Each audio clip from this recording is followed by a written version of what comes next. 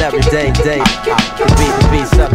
So tell 4 a.m. laid up at the rest. Got a call, made my heart jump. Vous avez vu, c'est sympa comme petit meuble, hein. Si vous saviez pas quoi faire de vos piles de cassettes audio, bah maintenant vous savez. Il vous reste plus qu'à vous mettre à l'ouvrage. Bon, moi c'est Ozzy, vous êtes sur Mobuzz TV et aujourd'hui je vous ai préparé une bonne dose d'infos bien à point. Allez, on démarre.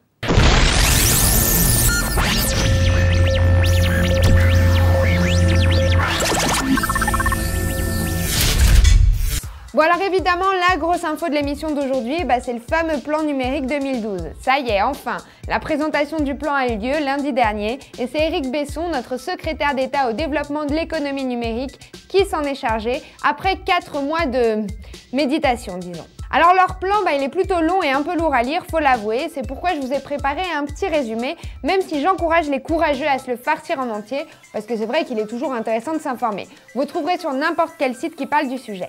Alors, grand 1, garantir l'accès de tous les Français à l'Internet haut débit. Bah ouais, à compter du 1er janvier 2010, il compte offrir un droit d'accès à Internet haut débit à tous les Frenchies, où qu'ils habitent, et à un tarif abordable inférieur à 35 € par mois. À part ça, le débit minimal et le tarif maximal seront actualisés une fois tous les ans. Grand 2, assurer le passage de la France dans le tout numérique audiovisuel avant le 30 novembre 2011. Alors ici, il confirme un peu la loi du 5 mars 2007 qui prévoit le basculement numérique de la diffusion télévisuelle avant le 30 novembre 2011. L'affaire ici, c'est qu'en fait, une partie des fréquences libérées par l'extinction de la télévision analogique, la sous-bande, sera affectée à l'accès Internet haut débit et tout ça se fera dès 2009. Le but, placer la France parmi les grands pays d'Europe à déployer ces nouveaux services d'accès à Internet très haut débit pour bien sûr relancer une grosse politique industrielle européenne dans le secteur des télécommunications, un peu comme celle du GSM il y a 20 ans. Viennent ensuite d'autres trucs comme la réduction de la facture numérique, l'encouragement et la valorisation de l'entrepreneuriat dans les secteurs innovants de l'économie numérique, l'accompagnement des jeunes entreprises du secteur aux étapes clés de leur croissance et plein d'autres trucs dans le genre. Alors, l'avis de la blonde qui vous sert de présentatrice en ce moment, c'est qu'il n'y a pas vraiment de trucs spectaculaires dans leur liste, on s'attendait un peu à tout. Et puis quand même, ils n'ont pas beaucoup travaillé, hein, c'est vrai quoi, c'est un peu des embobineurs. Parce qu'on peut dire que le recyclage d'actions menées depuis 10 ans, c'est plutôt leur truc. Moi je sais pas, mais je trouve ça un peu vague. Ah oui, et puis alors je voudrais souligner aussi un point dont j'ai pas encore parlé, les DRM. Ils veulent un retour en force des DRM afin de, je cite, faire respecter la chronologie des médias. C'est pas un peu contradictoire avec l'idée qu'Internet est indispensable aux citoyens et blablabla? Je sais pas, moi je les trouve un peu hypocrites, désolée de vous dire ça. Passons maintenant à un tout autre sujet, bien lointain, les ovnis. Le ministère britannique de la Défense vient de rendre public 19 dossiers de rencontres avec des ovnis, ouais. Et je vais vous raconter ce que contient l'un d'eux, écoutez. En fait, il concerne le témoignage d'un pilote de l'USAF à qui il a été donné l'ordre de faire feu dans l'espace aérien britannique en 1957. Celui dont je vous parle s'appelle Milton Torres et a perdu le contact avec l'OVNI après que celui-ci file à 16 000 km/h, rien que ça selon le témoin. Apparemment ici, le vaisseau d'E.T. ressemblait à un aimant de lumière et avait les proportions d'un avion de ligne. Tout ça se passe au-dessus de Norwich.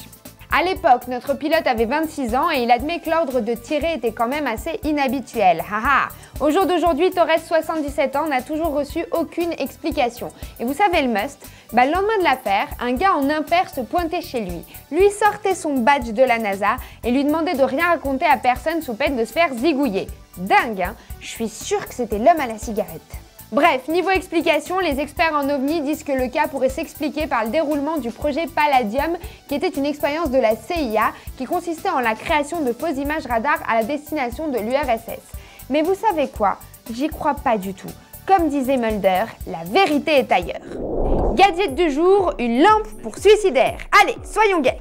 Bon alors, que personne ne le prenne mal, il s'agit simplement d'un gadget pour adeptes d'humour noir. Pas de panique. Moi j'ai trouvé ça marrant, même s'il faut avouer que c'est complètement glauque.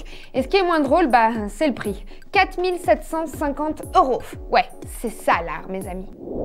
Faites gaffe aux infos que vous mettez sur votre CV, elles pourraient vous jouer des mauvais tours. En effet, une enquête portant sur un faux site web de recherche d'emploi aux States a démontré que sur 107 CV envoyés, 61 contenaient l'info nécessaire à l'ouverture d'un compte en banque ou la demande d'une carte de crédit. Alors faites gaffe à ce genre de trucs. Sachez que les infos les plus utiles aux pirates et que vous pouvez omettre sur votre CV sont votre date de naissance, votre état civil et votre lieu de naissance. Ça y est, vous êtes prévenus. Allez, moi je vous laisse. Gros bisous et à demain sur Mobuzz TV. Ciao!